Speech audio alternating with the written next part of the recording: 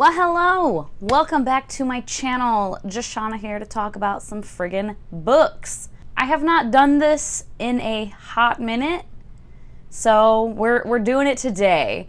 Reacting to one-star reviews of some of my faves. The last time I did this, I read reviews for I'll Give You the Sun by Jandy Nelson and City of Girls by Elizabeth Gilbert and what else? I don't remember. Something else. One of the ones I'm going to do today is a kind of new fave this year. One is a newer fave in the last year or two. Yeah, last year. And then another one is kind of an old fave that I reread semi-recently. So I'm going to check that out too. All right, the kind of old fave that was a semi-recent reread is going to be The Wrath and the Dawn by Renee Ahdieh. I don't know how this will go because I don't know how impassioned I will get about this one. I really loved this the first time I read it. It held up on reread for me, even though I'm no longer really loving a lot of young adult, just tonally. When it is aimed at a younger audience, I'm of an age where I'm just kind of starting to age out from really enjoying the tone when that's the audience. But I reread this and I was very nervous and I still really liked it. So let's see. Let's get some reviews and see what people are saying. Because I get why I think I understand why people wouldn't love this. So I don't know that I'll be like, oh my gosh, I can't believe they would say that. But maybe I'll be surprised. Let's see. Okay. This person recommends it for no one. They did also shelve it as DNF, so they didn't finish it, but I mean, it's whatever. It says, this would be funny if it weren't so bad. The Wrath and the Dawn sells itself as a diverse feminist retelling of Arabian Nights. And you know I'm practically married to feminist novels. Spoiler alert, this was not feminist or diverse or even a good retelling of Arabian Nights. Shahrazad, I'm going to call her Shazi from now on because I can't spell, has one desire. She wants revenge on her best friend's murderer. Unfortunately, this killer happens to be a caliph who is rather fond of killing his wives. She volunteers to marry him so killing him will be easier. And then, what do you know, she falls in love with him. That is not a joke. That's the actual plot. And, yeah, but, there's more to it. I get it, because it is a bit insta-lovey, but I don't know. I think it works the way it's written. This is kind of funny. Shazi tells Khalid, the caliph, a story each night, hoping to keep him from killing her. This would be okay if she weren't such a horrible storyteller. Oh, God. So that's pretty much that review, is just being the insta-love and the plot stupid. After the 283rd time of Shahrazad saying a version of her mostest, epicest, favoritist, not catchphrase, I'm going to kill Khalid tonight, today, right now. And then it says, Khalid, alive, me. And it's a gif from some anime of some guy screaming. Seriously, Shahrazad, shut your mouth. Yeah, you heard me. Shut it. Since every chance you got, you never tried to do anything. I don't care if you failed over and over. At least you would have tried. You, Shahrazad, didn't even bother to effing try. Oh, yeah. And then don't let me start on the falling in love with your best friend's murderer thing.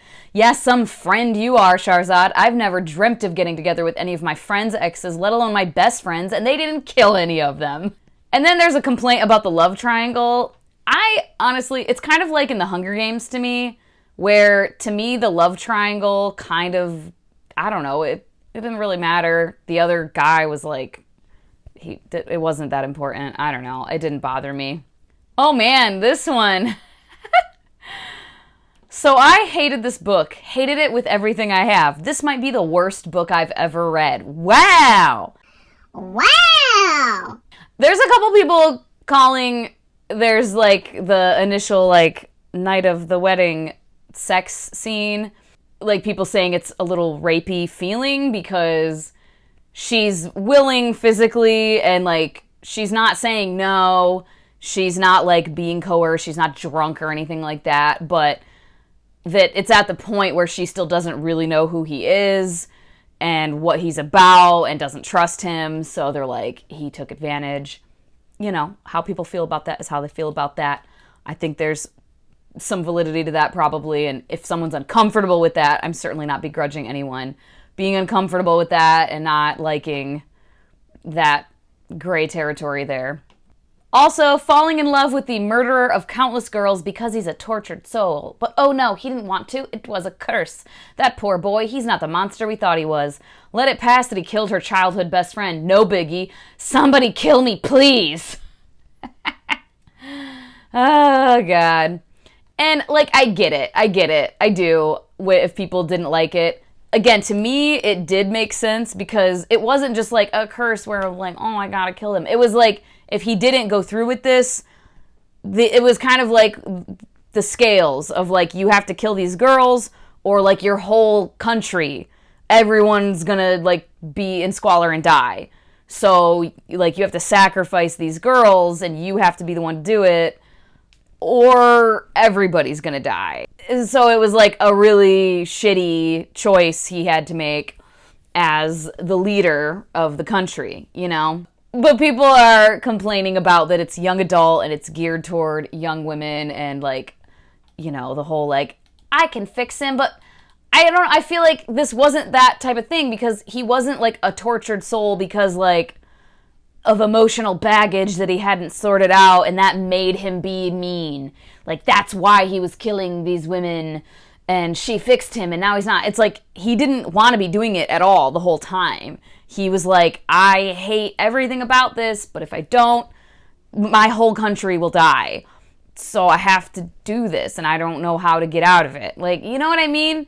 To me, it was different. Because I have read ones like that where it's like, he's just a jerk, and like, he's rude, and he's mean, or he does bad things, or he's a bad boy, and I can save him and make him change his ways. But like, this wasn't a case of like, this is this guy's just genuine behavior and his personality. It was a case of like, I have a really shitty thing that I have to do, otherwise my country, the people are gonna all die.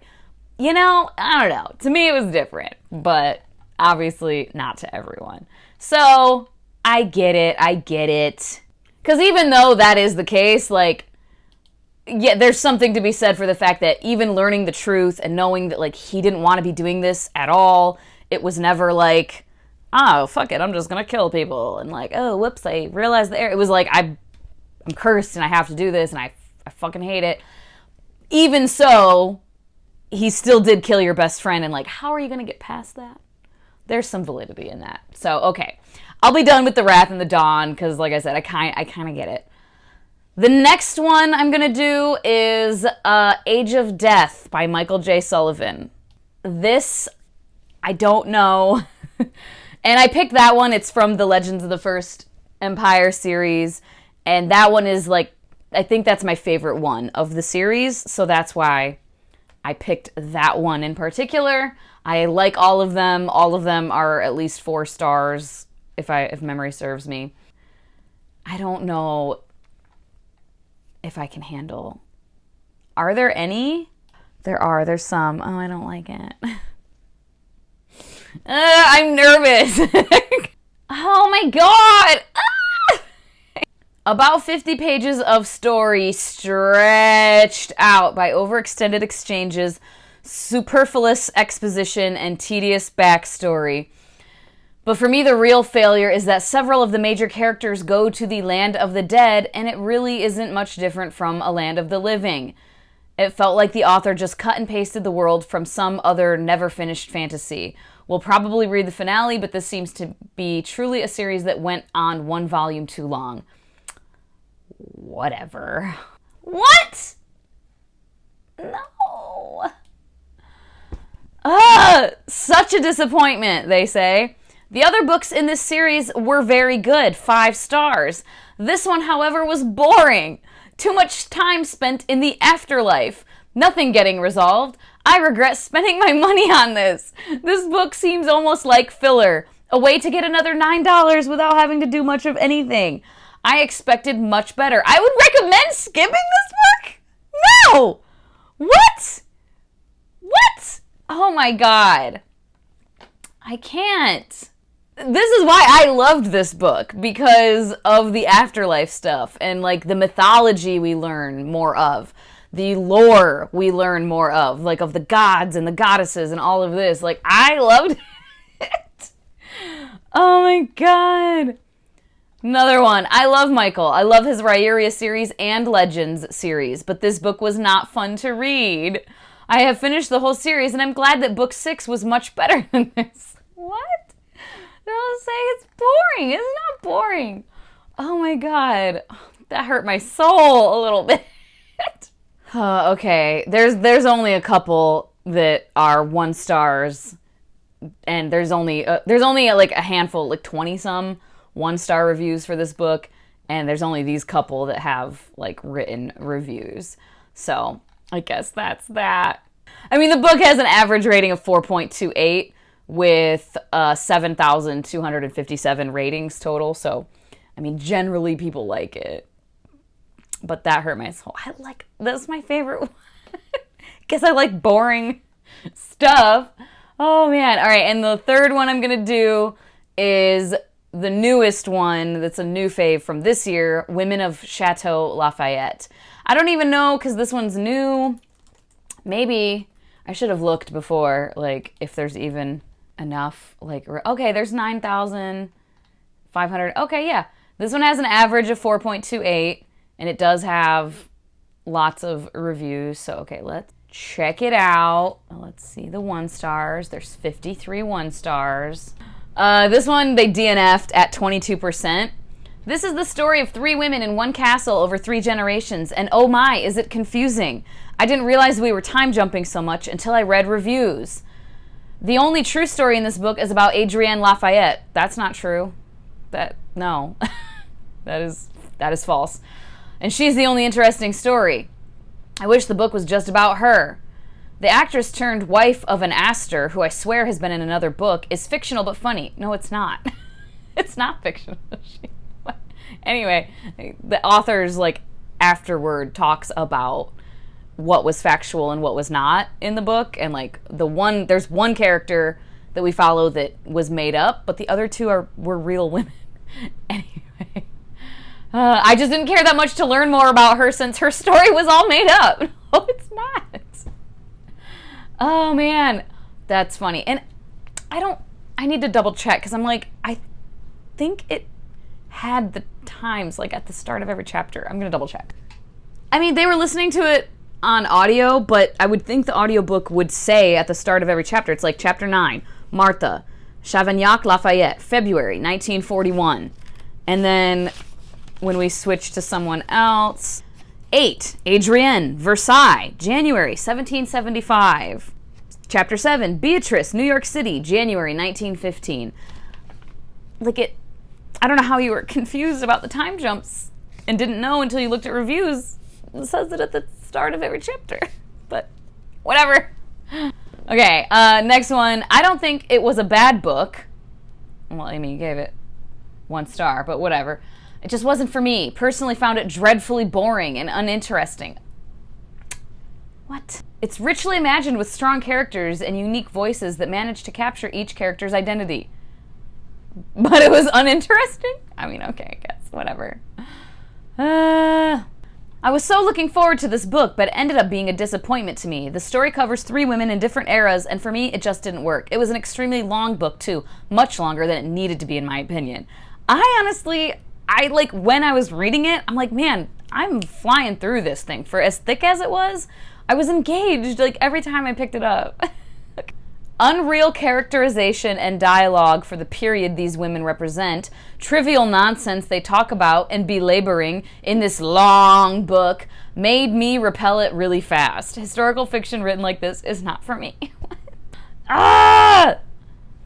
This book was uninteresting and dull. Too many things going on, too much jumping around. Done after 3 chapters. Oh my God. Come on.